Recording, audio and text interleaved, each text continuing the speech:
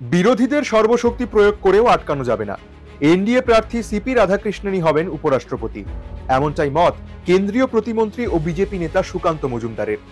দেখুন, তারা চেষ্টা চালাতে তো কোনো অসুবিধা নেই, কিন্তু হারবেই। গোয়ারা মুখ্যমন্ত্রী এবং তৃণমূল কংগ্রেস হেরে নন্দলাল হয়ে বাড়ি ফিরে যাবে, কোনো চিন্তা নেই। কিন্তু জেনে শুনেও হার হবে জানার পর এরকম নির্লজ্জের মধ্যে এত লাফালাফি কেন করছে আমরা বুঝতে পারছি না। গোহারা হারবে। আমাদের এনডিএ এর পদপ্রার্থী রাধাকৃষ্ণন সাহেব, তিনি বিপুল ভোটে জয়ী হতে চলেছেন এবং ভারতবর্ষের উপরাষ্ট্রপতি হতে চলেছেন। রাজনৈতিক বিশ্লেষকরাও বলছেন এনডিএ এর প্রার্থীর জয়ের সম্ভাবনাই বেশি। বর্তমানে রাজ্যসভায় 239 জন সাংসদ এবং 542 জন লোকসভার সাংসদ রয়েছেন। সকলেই উপরাষ্ট্রপতি নির্বাচনে ভোট দেওয়ার যোগ্য, অর্থাৎ মোট ভোটদাতা 781। তবে ওড়িশার প্রাক্তন মুখ্যমন্ত্রী নবীন পট্টনায়কের বিজু জনতা দল এবং তেলেঙ্গানার প্রাক্তন মুখ্যমন্ত্রী কে চন্দ্রশেখর রাওয়ের ভারত রাষ্ট্র সমিতি এই ভোটদান থেকে বিরত থাকবে বলে ঘোষণা করেছে।